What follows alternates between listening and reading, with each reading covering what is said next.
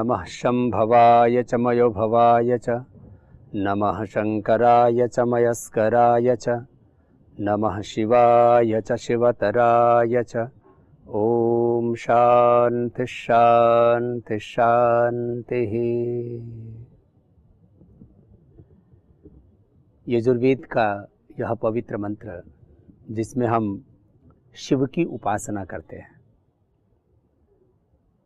कि वह शिव जो इस संपूर्ण जगत का कल्याण करते हैं, वह शिव जो जगत के कण कण में है और सबको ज्ञान देते हैं, सबको दिव्य संवेदनाओं से भरते हैं, दिव्य प्रेम से भरते हैं, सबका सृजन करते हैं और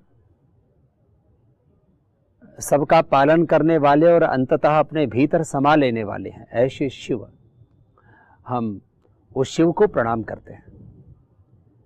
ये वैदिक उपासना जिसमें शिव तत्व को सर्वश्रेष्ठ तत्व कहा है और संस्कृत व्याकरण में भी यदि शिव शब्द का अर्थ बोला जाए तो शिव कल्याणे धातु से कै प्रत्यय करके दशक तद्धिते तस्य लोपः और शिव शब्द की उत्पत्ति होती है, जिसका अर्थ होता है जो सबका कल्याण करने वाले हैं।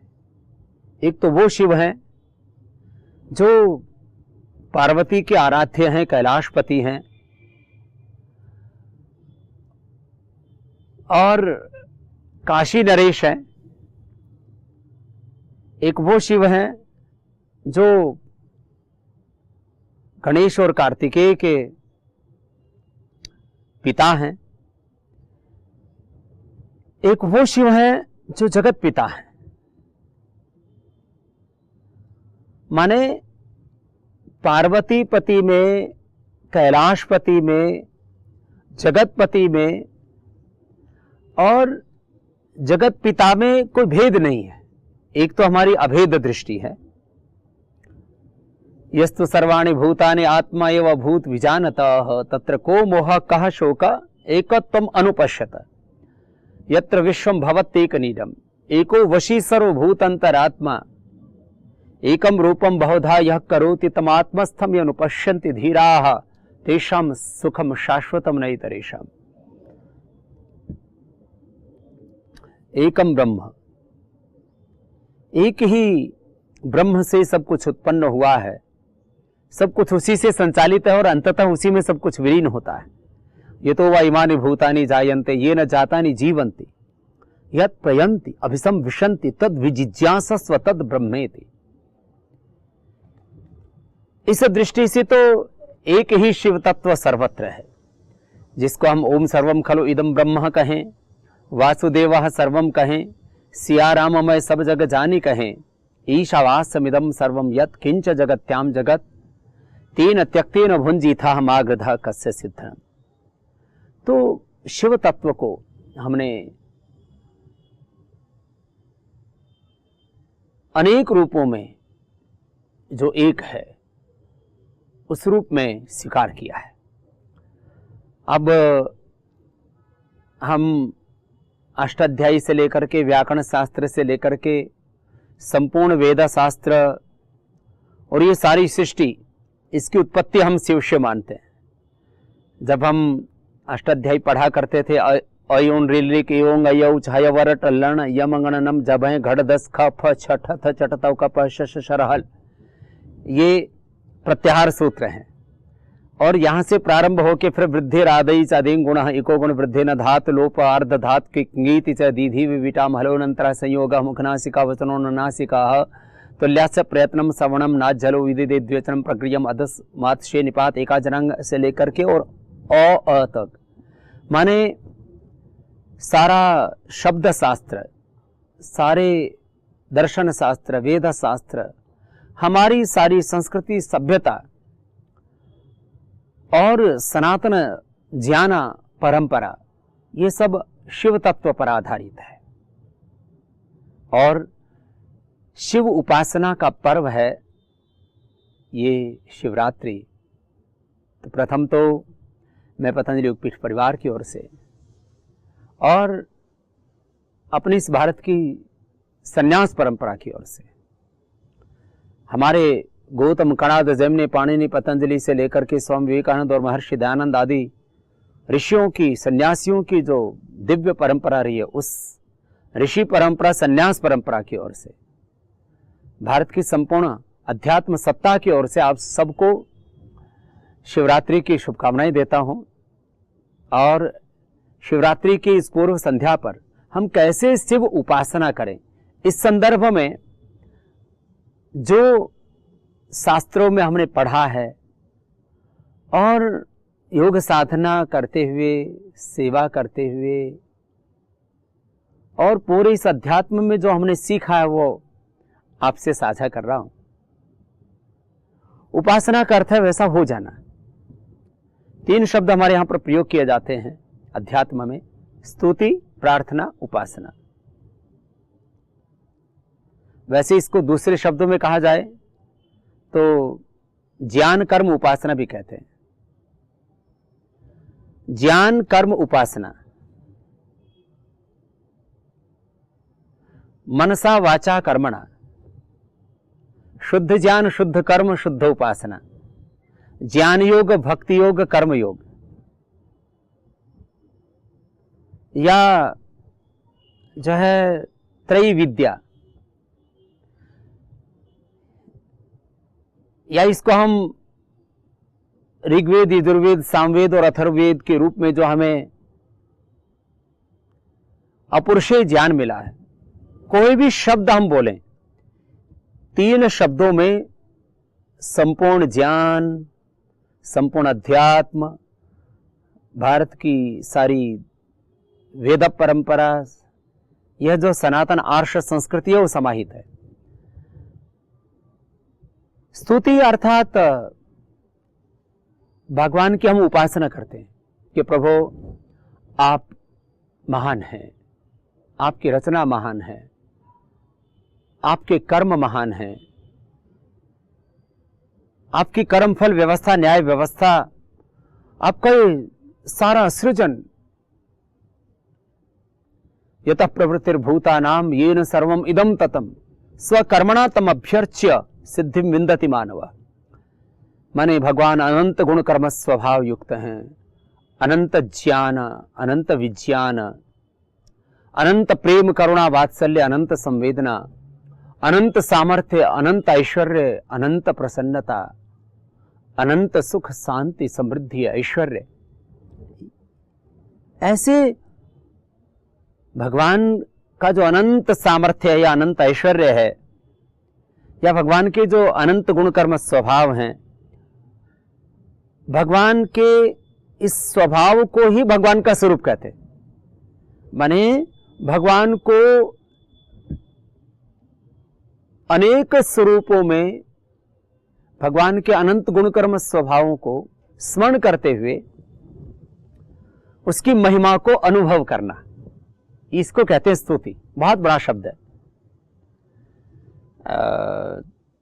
हम घरों में माता पिता की भी स्तुति करते हैं, सभाओं में अपने जो बड़े हैं, वरिष्ठ हैं, उनकी स्तुति करते हैं। माने संसार में जिसको हम श्रेष्ठ मानते हैं उसकी स्तुति करते हैं, उसकी बड़ाई करते हैं, उसकी प्रशंसा करते हैं। शब्द जो भी प्रयोग करें, ये संसार में, घरों में, परिवार में, समाज में, राष्ट्र में और जीवन के हर क्षेत्र में जिसको हम श्रेष्ठ मानते हैं, जिसको हम उपादेय मानते हैं, जिसको हम अच्छा मानते हैं, उसके बारे में हम अच्छी बातें करते हैं, इसको कहते हैं स्तुति। और जिसकी हम स्तुति करते हैं उससे हमारी हो जाती है प्रीति। जैसे हम बल की बहुत प्रशंसा करें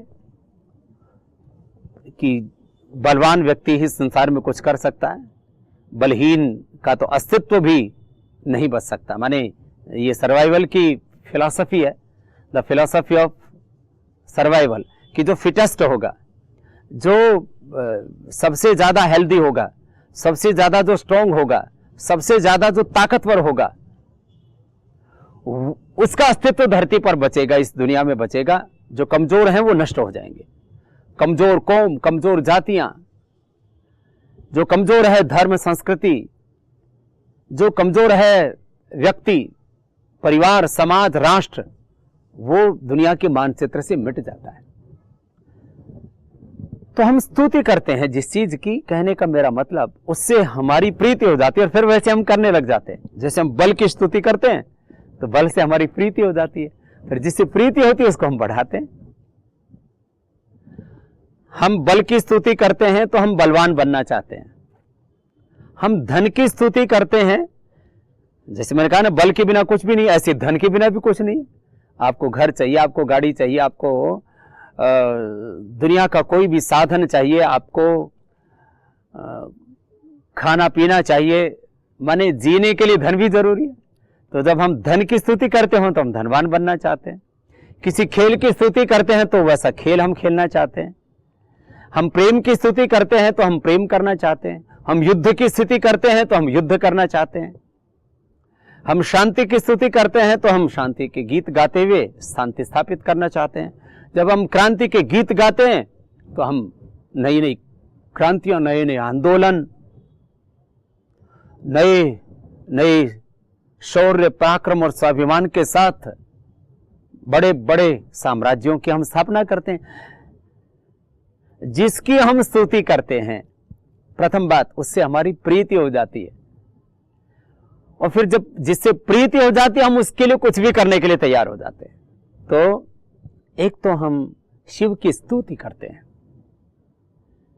और शिव से स्तुति करते करते हमारी प्रीति हो जाती है, शिव से हमारी प्रीति हो जाती है, और फिर हम उसके लिए जीने लगते हैं। तो एक स्तुति, फिर दूसरा शब्द है हमारे यहां प्रार्थना,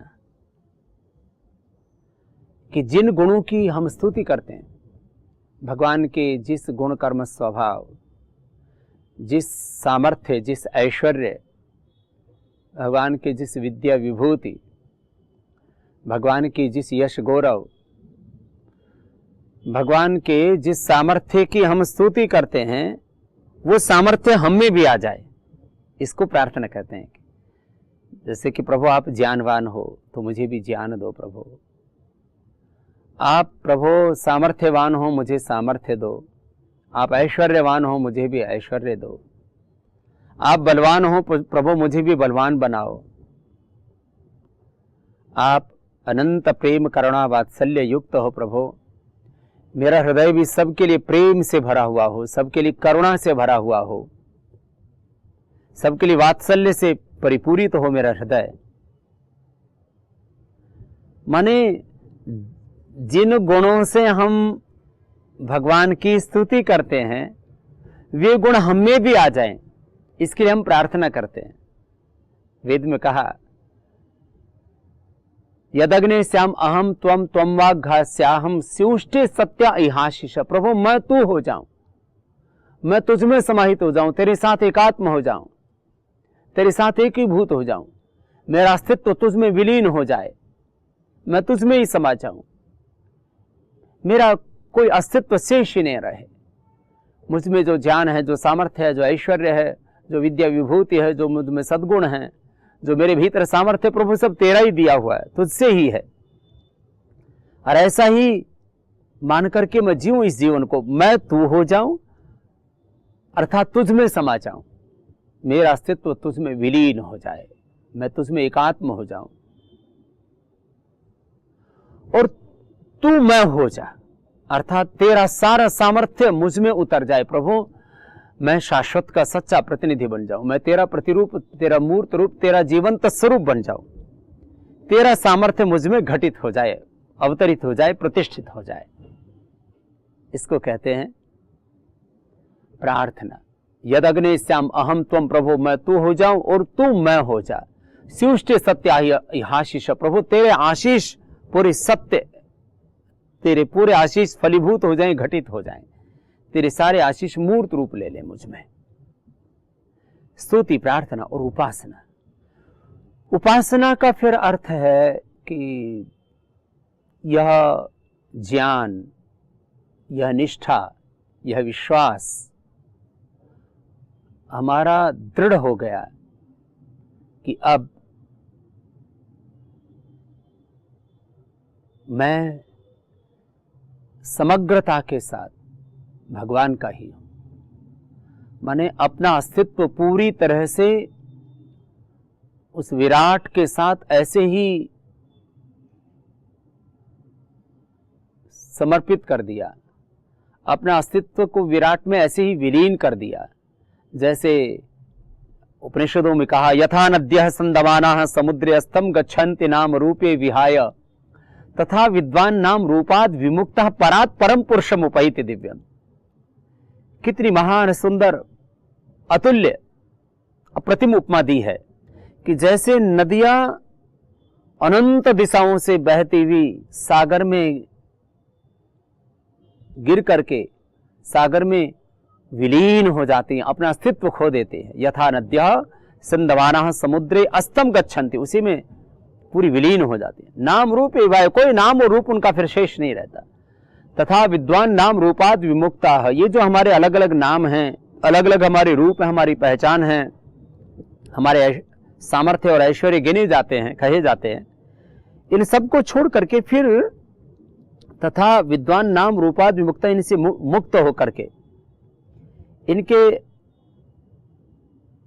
अज्ञान से, अहंकार से, माने वैसे तो ये तीन चीजें बड़ी बुरी हैं, हम अज्ञान, अश्रद्धा और अकर्मण्यता, इसको आलस्य प्रमाद कहें, जो भी शब्द दें, इनसे मुक्त हो जाते हैं। तब हमें पता लगता है कि जो कुछ हमारे पास में ज्ञान है, जो हमारे पास संवेदनाएं हैं, जो हमारे पास सामर्थ्य है, वो सब भगवान का ही दिया हुआ है।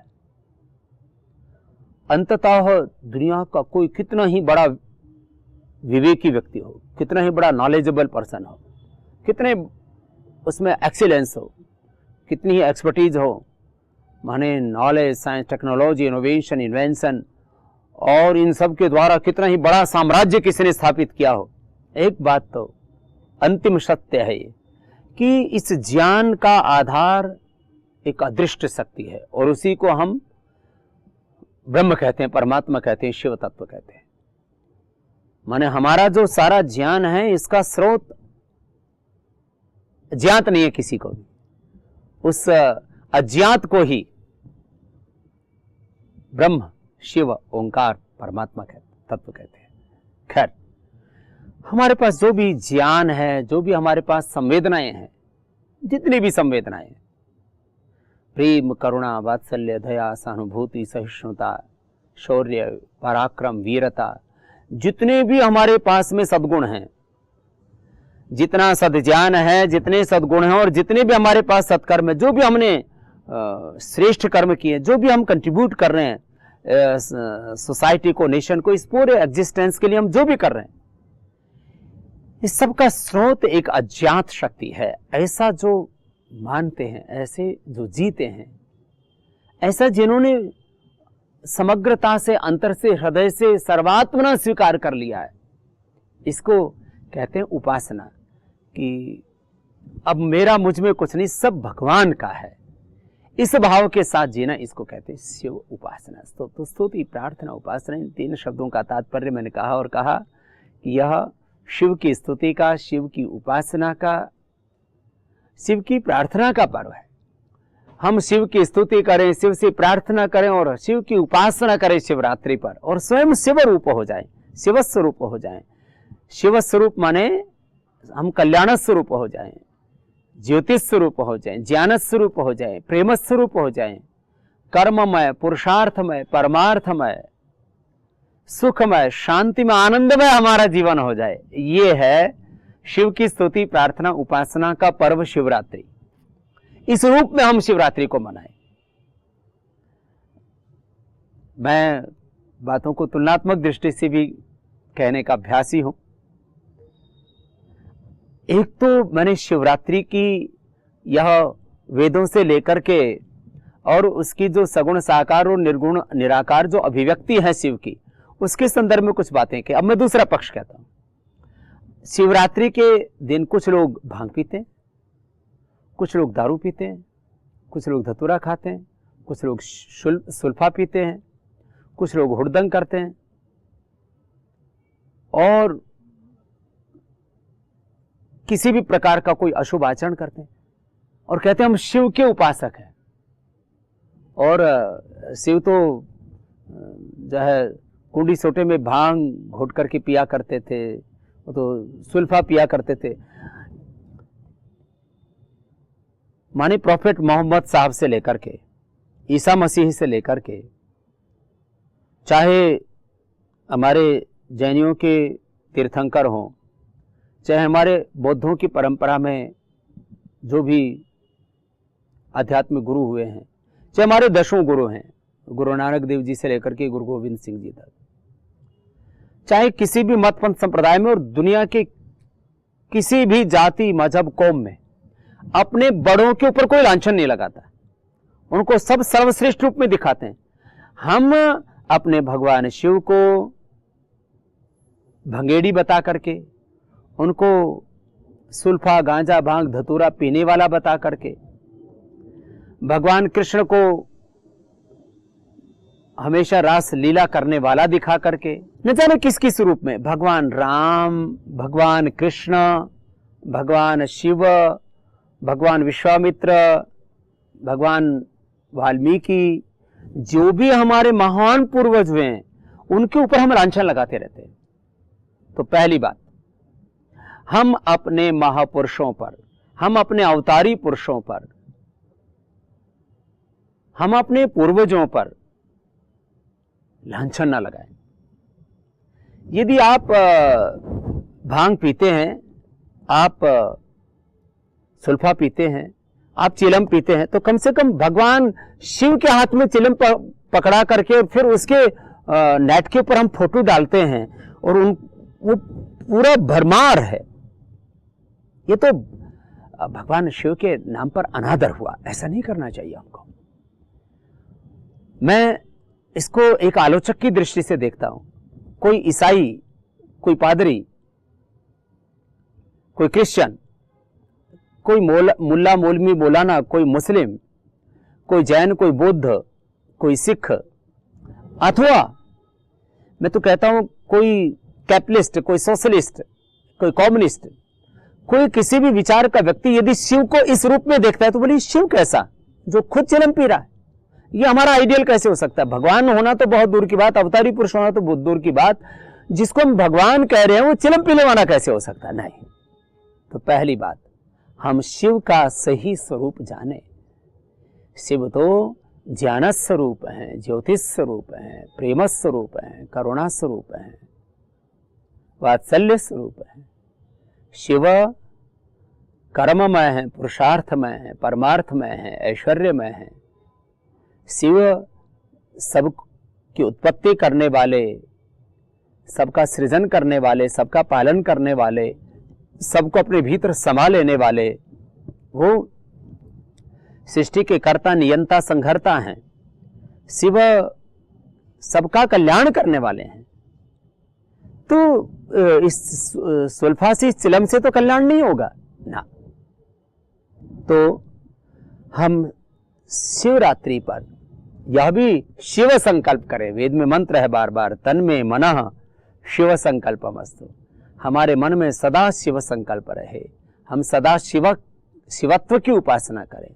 हम कल्याण मार्ग के पथिक हैं, हम अनंत के पथिक हैं, हम सत्व के पथ पर, सत्य के पथ पर, धर्म न्याय के, वेद के, योग के पथ पर, पुरुषार्थ परमार्थ के पथ पर चलने वाले, हम ऋषियों के पथ के, वेद के पथ के, अपने पूर्वजों के पथ के पथिक हैं। हम इस तरह की मिथ्या अवधारणाओं से, मिथ्या मान्यताओं से, मिथ्या परंपराओं से, गलत रूढ़ियों से हम अलग रहें। एक बात तो ये। और आज शिवरात्रि पर हम ये संकल्प लें, आज से तैयारी करें शिवरात्रि की पूर्व संध्या पर, और शिवरात्रि पर हम इस बात का संकल्प लें, इस बात का व्रत लें, प्लेज बोलो, ओथ बोलो, संकल्प बोलो, व्रत बोलो, ये निर्णय, ये दृढ़ता अपने भीतर, यह पूरी की पूरी स्पष्टता हो कि मैं आज से अपने जीवन में इन इन बुरी बातों से बचूंगा। वैसे तो हमारे जीवन में बहुत से सद्गुण होते हैं, तभी हम जीवन में सुखी हैं, समृद्ध हैं, हमारी इज्जत प्रतिष्ठा है संसार में। लेकिन हमारे जीवन में कुछ कमजोरियां होती हैं। हर आदमी को पता है कि मेरी ये 2-3 बड़ी दुर्बलताएं। जैसे किसी को होता है कि मेरी ये कमजोरी है, मेरी ये वीकनेस है, मैं देर से उठता हूं। कोई कहता है मेरी ये वीकनेस है, मैं एक्सरसाइज नहीं करता हूं। फिर कहता है मेरी ये भी एक वीकनेस है कि मैं ज्यादा खा लेता हूं। मेरी ये भी एक वीकनेस है कि मैं संबंधों को ठीक से निभा नहीं पाता हूं, पत्नी से, माता पिता से, भाई से, अपने जो इनर सर्कल में जो लोग होते हैं जिनके साथ एक आंतरिक गहरा संबंध होता है, उस इनर सर्कल वाले लोगों से ही मैं झगड़ा कर लेता हूं। माने झगड़ालू प्रवृत्ति, गुस्सा करने की प्रवृत्ति, नाराज होने की प्रवृत्ति, जो भी कहें, या फिर जो है मैं बहुत ज्यादा खर्चीला हूं। ये मेरी कुछ कमजोरियां हैं। तो जो भी हमारी कमजोरियां हैं, हम अपनी कमजोरियों का, हम अपनी दुर्बलताओं का मूल्यांकन करें कि मेरे जीवन में ये 2, 3, 5 बड़ी दुर्बलताएं हैं और मैं इन दुर्बलताओं से बाहर निकलूंगा। इस संकल्प के साथ यदि हम इस बार शिवरात्रि मनाएंगे तो आप देखना आपके जीवन में शिव तत्व आएगा, आपका कल्याण होगा। और मैंने प्रथम ही कहा था कि शिव का अर्थ है शिव कल्याण है, कल्याण ही अर्थ है शिव का। तो शिवरात्रि से आपका कल्याण शुरू हो जाएगा। थोड़ी मैं उसको पॉलिटिकल लहजे में कहूं तो आपके अच्छे दिन आने शुरू हो जाएंगे। माने जब आप अपने किसी भी 1, 2, 3 जो भी आपकी दुर्बलताएं हैं, आपकी कमजोरियां हैं, आपकी जो वीकनेसेस हैं, उनसे आप अपने आप को उभारिए, उनसे बाहर निकालिए। इसलिए हम एक प्रार्थना जो पूज्य स्वामी शरणानंद जी महाराज जी क्या करते थे उसको कई बार गाते हैं। हे हृदयेश्वर, हे ईश्वरेश्वर, हे प्राणेश्वर, हे परमेश्वर। हे हृदयेश्वर, हे सर्वेश्वर, हे प्राणेश्वर, हे परमेश्वर। हे समर्थ, हे करुणा सिंधो, विनती ये स्वीकार करो। भूल दिखा कर उसे मिटा कर अपना प्रेम प्रदान करो। भूल दिखा कर उसे मिटा कर अपना प्रेम प्रदान करो। पीड़ हरो हरि, पीड़ हरो, पीड़ हरो हरि, पीड़ हरो, पीड़ हरो हरि, पीड़ हरो। बार बार मैं इस बात का संकेत करता हूं कि जो भी हमारे भीतर दुर्बलताएं हैं, जो भी हमारे जीवन में कमजोरियां हैं, लाचारियां हैं, बेबसी है, अपने उन दुर्गुणों से, उन दोषों से, उन दुर्बलताओं से, उन पराधीनताओं से, और ये जो दुर्बलताएं हैं, दुर्गुण हैं, दोष हैं, ये दुख देने वाले हैं। अंततः ये हमारे जीवन की बाधाएं हैं, इनके पार हमें जाना है। इसका पर्व है ये शिवरात्रि। और मुझे विश्वास है कि आप इस शिवरात्रि पर कुछ ऐसे संकल्प लेंगे जिससे कि एक एक दुर्गुण से, दोष से, दुर्बलता से, पराधीनता से, एक एक कमजोरी से, लाचारी से, बेबसी से अपने आप को निकालते हुए, उभारते हुए, और आप धीरे धीरे तमोगुण से रजोगुण में, रजोगुण से सत्वगुण में, सत्वगुण से फिर गुणातीत होते हुए, भावातीत होते हुए अपने दिव्य स्वरूप में, अपने ज्योतिष स्वरूप में, अपने शिव स्वरूप में, हम स्वभाव से ही नित्य शुद्ध बुद्ध मुक्त स्वभाव सच्चिदानंद स्वरूप शिव स्वरूप आत्मा है। ये हमारा मूल स्वभाव, ये हमारी मूल प्रकृति है और यही हमारी संस्कृति है। हमारी मति, भक्ति, प्रकृति और संस्कृति, हमारी मूल मति, भक्ति, कृति, प्रकृति और संस्कृति यही है कि हम शिव स्वरूप आत्मा है।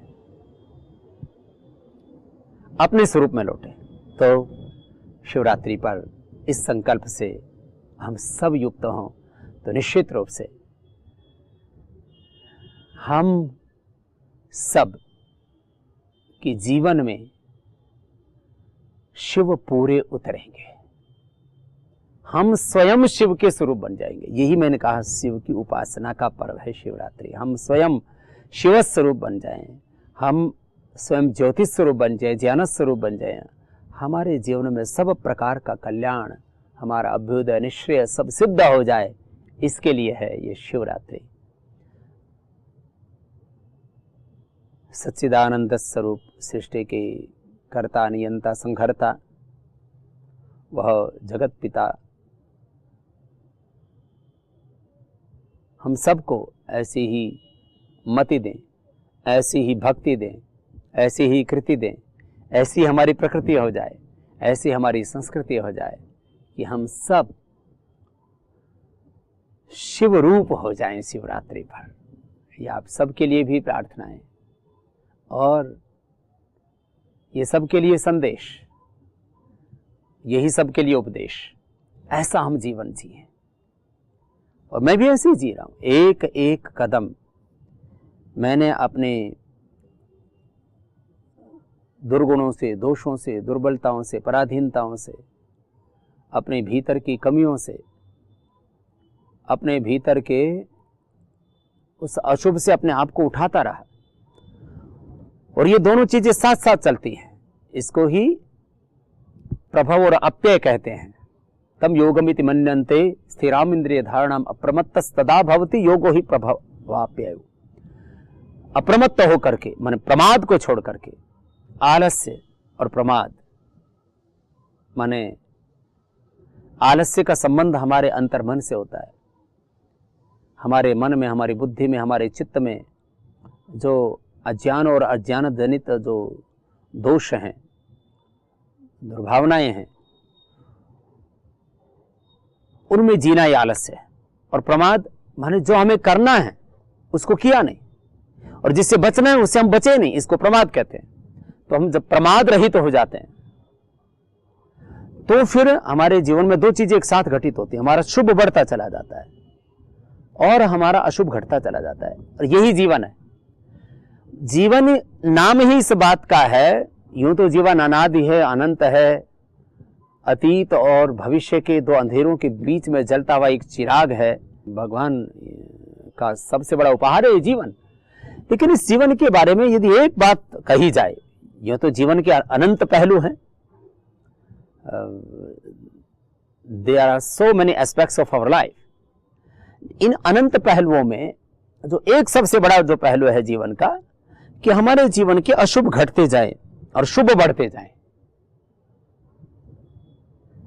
जो भी हमारे जीवन के दुर्गुण हैं, दोष हैं, दुर्बलताएं, पराधीनताएं, कमजोरियां हैं, जो भी हमारे जीवन में ऐसी चीजें हैं जिससे कि मैं सुख से, सफलताओं से, विजय से, समृद्धि से, ऐश्वर्य से वंचित हो जाता हूं, कहीं ना कहीं मैं जीवन में किसी भी दृष्टि से कमजोर पड़ जाता हूं, उससे तो हमें बचना है। और जिससे जीवन में सुख मिले, समृद्धि मिले, सफलता मिले, ऐश्वर्य मिले, मैं ज्यादा से ज्यादा इस जगत में शुभ की प्रतिष्ठा कर पाऊं, शिवत्व का आधान कर पाऊं, धर्म की प्रतिष्ठा कर पाऊं, ये जीवन का प्रयोजन है। माने अशुभ को हटाना और शुभ को बढ़ाना, अशुभ से बचना और शुभ को, पवित्रता को, सुख, समृद्धि, ऐश्वर्य को, विजय को पाना, बढ़ाना, यही जीवन है। और इस शिवरात्रि पर मैं एक आह्वान और करना चाहता हूं। ये शिवत्व हमारे जीवन में, हमारे घरों में, परिवारों में, समाज में, राष्ट्र और विश्व में प्रतिष्ठित हो, इसके लिए हमारी दीर्घकालिक योजना है। और उसी पर हम बहुत गंभीरता, प्रामाणिकता के साथ में कार्य कर रहे हैं। भगवान के अनंत करुणा से, स्नेह से, भगवान के अनंत अनुग्रह से, भगवत कृपा से और देश के हजारों, लाखों, करोड़ों भाई बहनों के सहयोग से, आशीर्वाद से,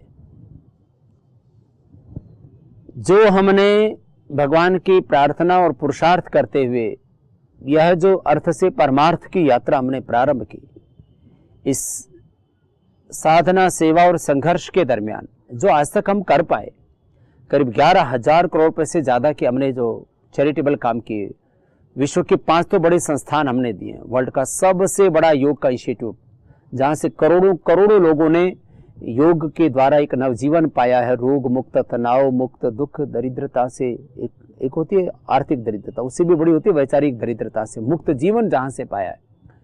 करोड़ों लोग रोग मुक्त हुए, करोड़ों लोग तनाव मुक्त हुए, करोड़ों लोग व्यसन मुक्त हुए, जीवन के दुर्बलताओं प्रमाद आदि से मुक्त हुए। ऐसा पतंजलि योगपीठ संस्थान, करोड़ों करोड़ों लोग योग के साथ जिस आयुर्वेद को अपना करके प्रकृति से जुड़े अपनी विकृतियों को मिटाया, वो पतंजलि आयुर्वेद और दिव्य फार्मेसी, माने वर्ल्ड का सबसे बड़ा फूड पार्क, वर्ल्ड की सबसे बड़ी नेचुरल प्रोडक्ट्स की प्रोडक्शन की यूनिट, वो हमने पतंजलि आयुर्वेद बनाया।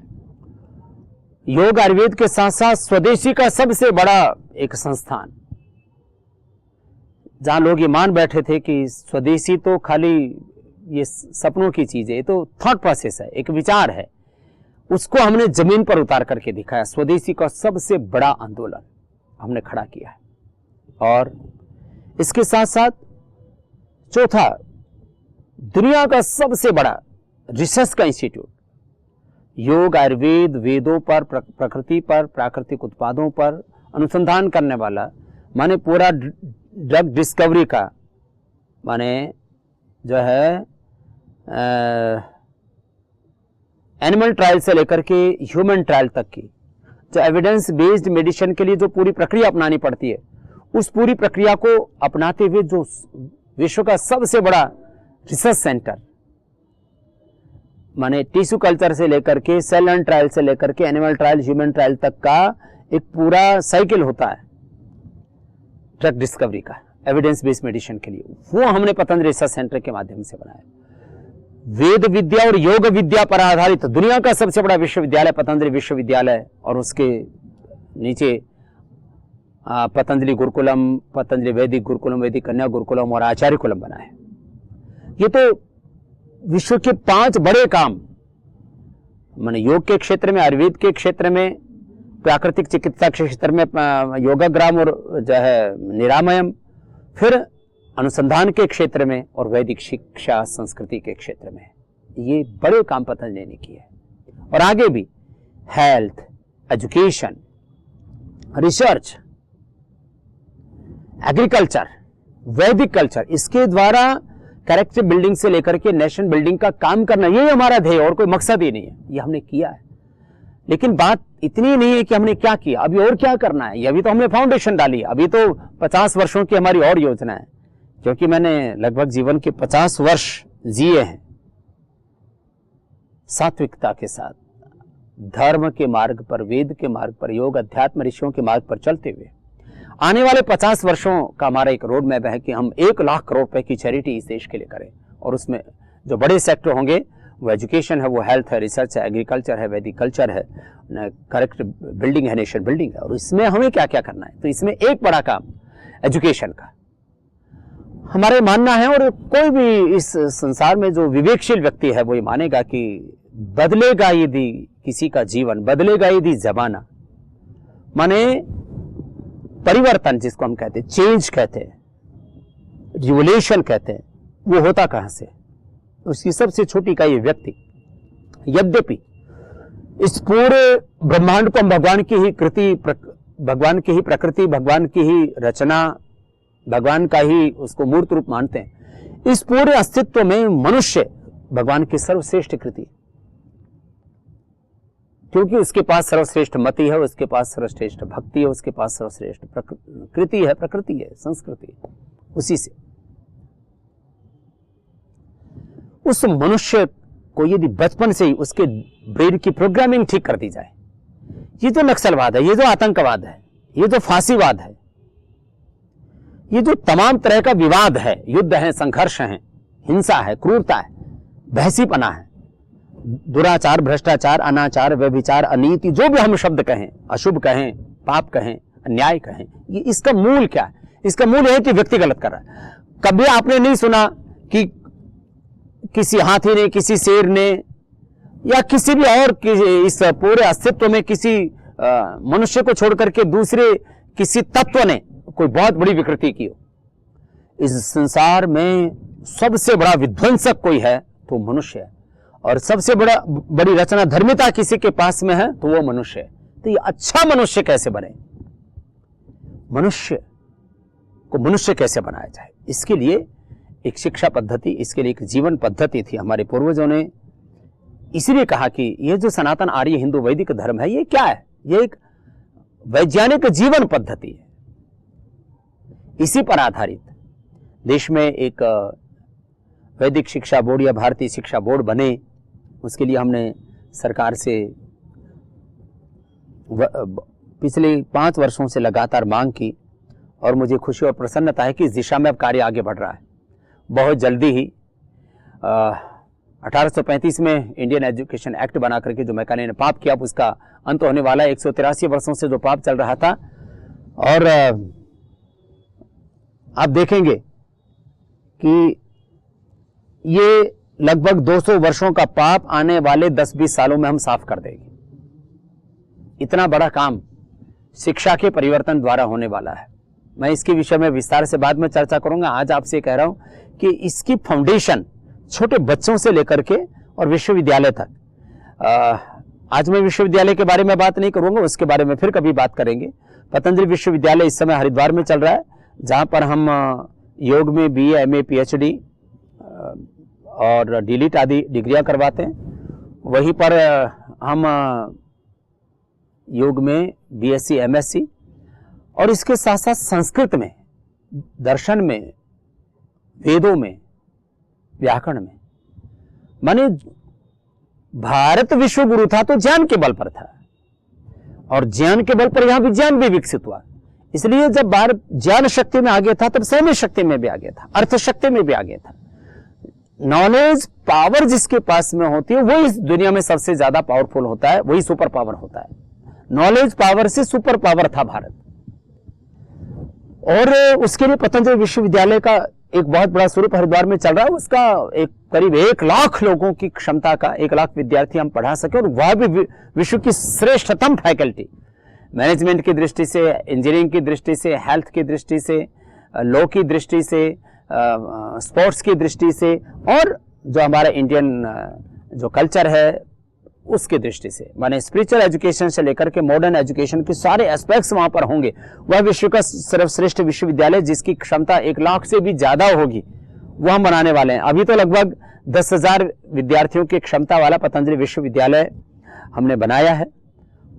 उसमें तो आप प्रवेश ले ही सकेंगे, पतंजलि आयुर्वेद कॉलेज भी है, लेकिन उसके नीचे वाली जो कड़ी है उसके बारे में बहुत कम लोगों को पता है। मैं उस तरफ थोड़ा इसलिए आपका संकेत करना चाह रहा हूं कि यह जो शिवत्व का निर्माण है हमारे जीवन में, यदि हम सच्चे अर्थों में शिव के ही प्रतिरूप बनना चाहते हैं, इसको मैं 3 अर्थों में कहता हूं। एक शिव जो निर्गुण, निराकार और सच्चिदानंद स्वरूप, सारे जगत का नियंता, जगत पिता, वो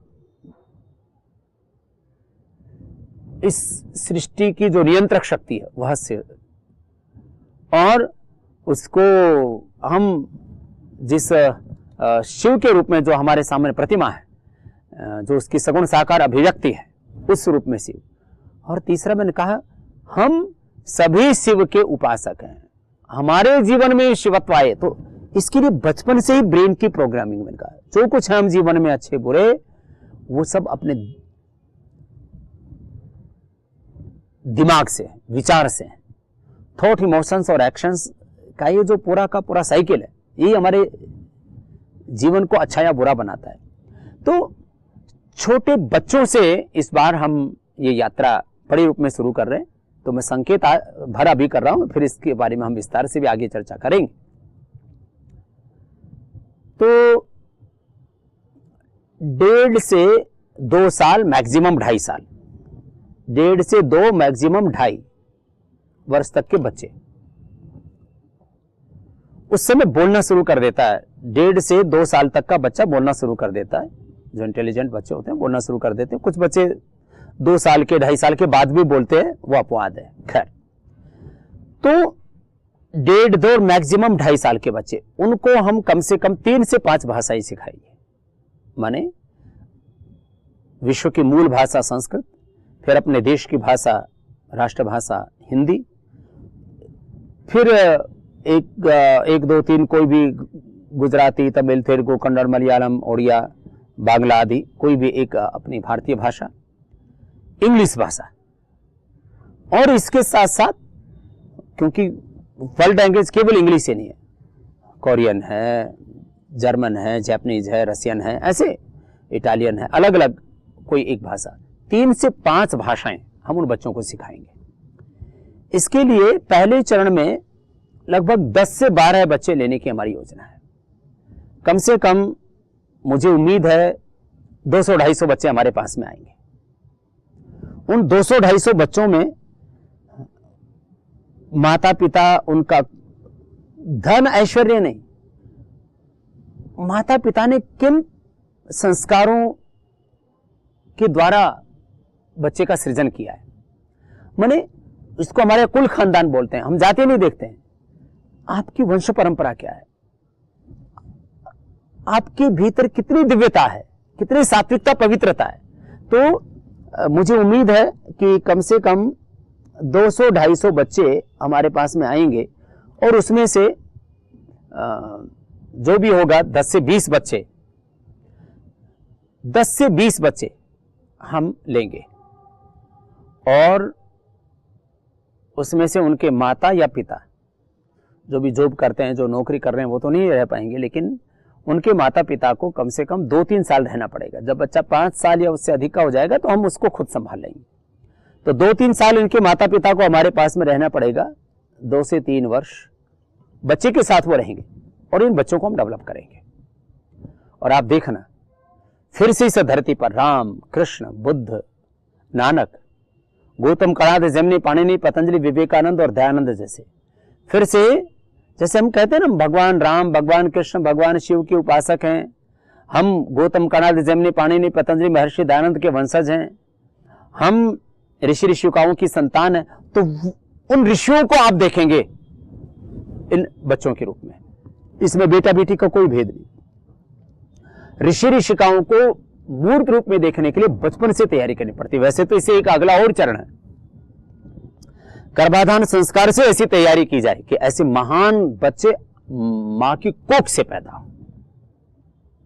इसको गर्भाधान संस्कार या गर्भ संस्कार कहते हैं। खैर, 200-250 माता पिता रामनवमी को आएंगे हमारे पास में।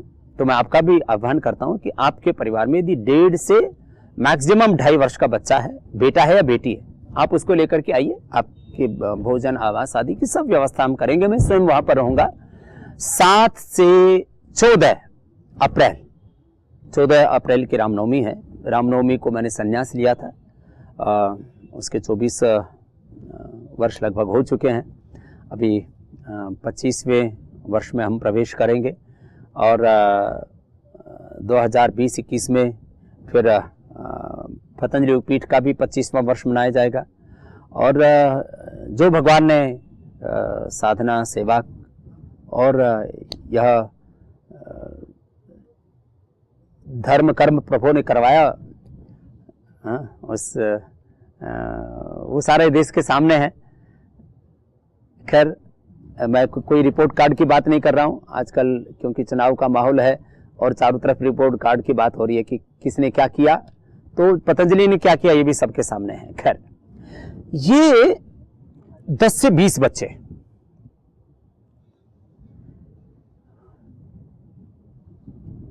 इनके द्वारा कुछ नया होगा धरती पर। और ये खाली एक विषय का ज्ञान रखने वाले बच्चे नहीं होंगे, इनको वर्ल्ड का लेटेस्ट मॉडर्न नॉलेज भी होगा, एजुकेशन भी होगा। मॉडर्न नॉलेज का हो, एजुकेशन का हो, वो भी सब होगा। ये स्पिरिचुअल एजुकेशन भी इनका पूरा होगा। माने मॉडर्न एजुकेशन, सब्जेक्ट का नॉलेज, और सब्जेक्ट ही हमारा ऑब्जेक्ट नहीं है मात्र, उसके साथ हमारा स्पिरिचुअल एजुकेशन, माने मॉडर्न एजुकेशन और स्पिरिचुअल एजुकेशन दोनों का एक कैरिकुलम है हमारे पास। उसके द्वारा हम इनका विकास करेंगे। इसके बाद अगला चरण 5 से 7, मैक्सिमम 8 वर्ष के बच्चे, 5 से 8 वर्ष के बच्चे, 5 से मैक्सिमम 8 वर्ष के बच्चे, उनको भी हम लेंगे। इसमें थोड़ी संख्या ज्यादा होगी, इसमें संख्या 20 से 30 भी हो सकती है।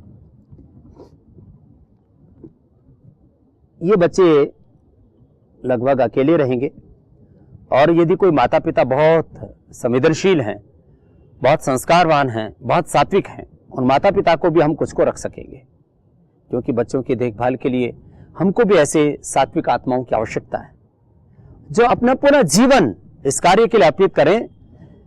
देखो, माना कि इस दुनिया में करीब 700-750 करोड़ लोगों की भीड़ है, लेकिन ये भीड़ संसार को नहीं चला रही है।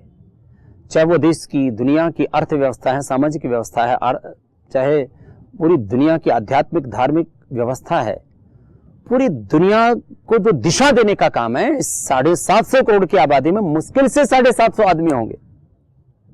तो हम आपके बच्चों को करोड़ों में एक बनाना चाहते हैं। हर एक माता पिता की एक इच्छा होती है कि मेरा बेटा, मेरी बेटी वो करोड़ों में एक हो। अब वो करोड़ों में एक हो, इसकी एक प्रक्रिया है, ऐसे नहीं बन जाता है, इसका एक प्रोसीजर है। हम आपसे आह्वान करते हैं कि आप अपने 5 से 8 साल के बेटा और बेटियों को लेकर के वहां पर आइए। माता या पिता, एक व्यक्ति को रहने की वहां परमिशन होगी इन बच्चों के साथ, माने 1.5 से 2.5 साल तक के मैक्सिमम बच्चों के साथ, और इधर 5 से 8 साल के बच्चों के साथ माता या पिता एक रह सकेंगे, क्योंकि एकोमोडेशन भी हमें आपको देना है, फूड भी देना है, और फिर पूरी ट्रेनिंग देनी है, उन बच्चों को तैयार करना आगे। 7 दिन के लिए हम पूरा एक ट्रेनिंग सभी को देंगे, हम रखें या ना रखें उनमें सबको। और क्योंकि ये कोई प्रोफेशनल प्रोग्राम नहीं है, यह कोई पैकेज नहीं है, ये कोई बिजनेस नहीं है, इसलिए इसमें अभी कोई फीस की हम बात नहीं कर रहे हैं। हम देखेंगे किस माता पिता का क्या सामर्थ्य है, उसके अनुसार हम आगे की दिशाएं तय करेंगे, क्योंकि एक बच्चे के ऊपर हमारी कम से कम 10 से 20 हजार रुपए का प्रति माह का इस पे खर्चा आने वाला है। लेकिन यह मकसद ही नहीं हमारा। एक बच्चे के ऊपर जो उसकी ट्रेनिंग है, उसकी अलग अलग प्रकार की टीचिंग्स हैं, अलग अलग प्रकार का जो उसको नॉलेज देना है, अलग अलग प्रकार के लैंग्वेजेस उसको सिखाने हैं, अलग अलग प्रकार के शास्त्रों का उसको बोध देना है, उसकी ट्रेनिंग के ऊपर, उसके अलग अलग प्रकार के एजुकेशन के ऊपर, उसके फूड के ऊपर, उसके एकोमोडेशन के ऊपर, और अलग जो सारी सुविधाएं जो एक, क्योंकि बच्चे हैं उनको बहुत ज्यादा तपस्या नहीं करा सकते। हाँ, कुछ अभ्यास जरूर करवाएंगे उनके, लेकिन सर्दी गर्मी से उनको बचाना, हर प्रकार से मक्खी मच्छरों से उनको बचाना, पूरा एक हाइजीन का ख्याल रखना कोई छोटा उत्तरदायित्व नहीं है, बहुत बड़ा उत्तरदायित्व है। उस उत्तरदायित्व का ख्याल रखते हुए हम इन बच्चों के ऊपर, कह रहा था मैं, कम से कम आज अंदाजन बता रहा हूं कि कम से कम 20,000 रुपए का सारी एकोमोडेशन से लेकर के, फूड से लेकर के, इनके एजुकेशन से लेकर के, और उनके हेल्थ सबके ऊपर लगभग एवरेज खर्चा 20,000 रुपए का होगा। इसकी व्यवस्था कैसे होगी, क्या होगी, जो इसमें समर्थ होंगे माता पिता उनसे हम कंट्रीब्यूशन लेंगे, लेकिन जो समर्थ नहीं होंगे उसके लिए हम खुद कंट्रीब्यूट करेंगे। लेकिन उन बच्चों में ऐसा सामर्थ्य और पात्रता दिखनी चाहिए। कुछ उसके क्राइटेरिया होंगे। सबसे बड़ा क्राइटेरिया तो आपकी कुल परंपरा है, कुल परंपरा, आपकी कुलीनता है, और इसमें जाति आधार नहीं है, इसमें अर्थ आधार नहीं है। खैर, ये 5 से 8 साल के बच्चे। और एक खास बात और बताना चाहता हूं, अंतिम बात है ये कि वैदिक गुरुकुलम और वैदिक कन्या गुरुकुलम में हम बड़े बच्चों को भी लेते हैं, 10वीं और 12वीं पास या ग्रेजुएट पोस्ट ग्रेजुएट, उनको भी हम ले रहे हैं। रामनवमी पर भी लेंगे, और इसके बाद दूसरा एडमिशन होगा वो गुरु पूर्णिमा पर होगा। 10वीं 12वीं ग्रेजुएट और पोस्ट ग्रेजुएट, माना आप छोटे नहीं है। अब इसमें 3 पक्ष है ना, मैंने कहा कि गर्भ से ही ऐसे महान बच्चे पैदा हों, ये सबसे बड़ी बात। दूसरी बड़ी बात कि ऐसे माता पिता जिन्होंने ऐसे पवित्र भावनाओं के साथ, चाहे उसमें कोई औपचारिकताएं ना हुई, लेकिन माता पिता के संस्कार बहुत ऊंचे हैं, आपका कुल खानदान बहुत ऊंचा है, तो ऐसे बच्चे 1.5 से 2.5 साल के, 5 से 8 साल के बच्चे। लेकिन एक तीसरा विकल्प मैं आपको दे रहा हूं, जो 5 से 8 साल के बच्चे होंगे उनको हम 5वीं 6ठी 7वीं में जो सिलेबस है हमारा वो हम पढ़ाएंगे, उनको अलग अलग भाषाएं, अलग अलग प्रकार का मॉडर्न एजुकेशन और हमारा जो ट्रेडिशनल एजुकेशन है, स्पिरिचुअल एजुकेशन वो देंगे। उनके लिए तो पूरी प्रक्रिया मैंने बताई और विस्तार से फिर भी बताएंगे, लेकिन अंतिम बात मैं जो है उनके लिए कह रहा हूं जो 10th 12th पास हैं या जो ग्रेजुएट पोस्ट ग्रेजुएट हैं, किसी भी सब्जेक्ट में उन्होंने BCom, BSc, MSc, BTech, MTech, engineering, medical, किसी भी लाइन में कोई पढ़ाई की है, ऐसे विद्यार्थी, ऐसे भाई बहन जिनके मन में ये संकल्प है कि संसार में संसार को बढ़ाने के लिए, अपने कुलवंश को बढ़ाने के लिए, ये तो सारे संसार के लोग प्रयत्न कर रहे हैं, लेकिन ऋषियों के वंश को बढ़ाने और बचाने के लिए मेरा ये जीवन देश, धर्म और संस्कृति सेवा के लिए, जैसे मैंने अपना जीवन दिया, जैसे पूज्य आचार्य बालकृष्ण जी ने अपना जीवन दिया, जैसे हमारे गुरुओं ने अपना जीवन दिया, जैसे हमारे पूर्व ऋषि ऋषिकाओं ने अपना जीवन दिया, ऐसे मेरे जीवन की आहुति मेरे राष्ट्र के लिए, ऐसे महान संकल्प रखने वाली दिव्य सात्विक आत्माओं का मैं आह्वान करता हूं कि वो 7 से 14 अप्रैल हरिद्वार में ये 7 दिन का शिविर होगा। मैंने 7 तारीख को आपको आना होगा और 14 तारीख तक आपकी ये पूरी ट्रेनिंग चलेगी। इस दरमियान वो आएं और उससे पहले अपना रजिस्ट्रेशन आस्था और संस्कार आदि जो हमारे चैनल्स हैं, इनके ऊपर जो नंबर चल रहे हैं उनके ऊपर संपर्क करके, या मेरे फेसबुक और ट्विटर अकाउंट के ऊपर भी जाएंगे तो वहाँ पर भी आपको ये इन्फॉर्मेशंस मिल जाएंगी। ये पूरा प्रोग्राम आपको मिल जाएगा, फ़ोन नंबर आपको मिल जाएंगे, आस्था और संस्कार के स्क्रॉल में भी नंबर मिल जाएंगे, वहाँ संपर्क करके आप पहले से रजिस्ट्रेशन करवा करके आइए और हम सब मिल करके हमारे जीवन में शिवत्व कैसे आए और यह शिव तत्व की प्रतिष्ठा इस राष्ट्र और पूरे विश्व में कैसे प्रतिष्ठित हो, माने शिव का अवतरण कैसे इस धरती के ऊपर, उस शिवत्व के अवतरण के लिए, सबके कल्याण के लिए, यह जो पूरी प्रक्रिया है इसके संदर्भ में मैंने आज संक्षेप से बताया। अंत में फिर से आप सबको शिवरात्रि की बहुत बहुत शुभकामनाएं। आप सबके जीवन में शिवत्व आए, आप सब कल्याण के पथ पर, सत्य धर्म न्याय वेद के योग के पथ पर, अध्यात्म के पथ पर चलते हुए अपने जीवन में सब प्रकार की सुख, समृद्धि, शांति, सफलता, ऐश्वर्य को प्राप्त करें और उस शिवत्व की प्रतिष्ठा के लिए यह जो बाल गुरुकुलम, पतंजलि गुरुकुलम, वैदिक गुरुकुलम, वैदिक कन्या गुरुकुलम की जो पूरी शिक्षा संस्कार की जो पूरी के परिष्कार के द्वारा और एक दिव्य मानव निर्माण की जो पूरी प्रक्रिया, और इसी के द्वारा एक दिव्य भव्य भारत और एक दिव्य भव्य आध्यात्मिक राष्ट्र और आध्यात्मिक विश्व कैसे बनेगा, उसकी एक आधारभूत बात मैंने आज आपको कही। मुझे विश्वास है जैसे आज तक हमने जो भी अभियान शुरू किया उसमें देश के हजारों लाखों करोड़ों भाई बहनों ने हमें ताकत दी, उसी तरह से इस अभियान में भी आप हमें पूरी ताकत देंगे और हम देश और दुनिया को बदलने के लिए, मैंने कहा सबसे बड़ी जो इकाई है व्यक्ति निर्माण से राष्ट्र निर्माण और विश्व का निर्माण, व्यक्ति निर्माण से एक नए युग का निर्माण करने में समर्थ हो पाएंगे। ओम शम ओम शांति।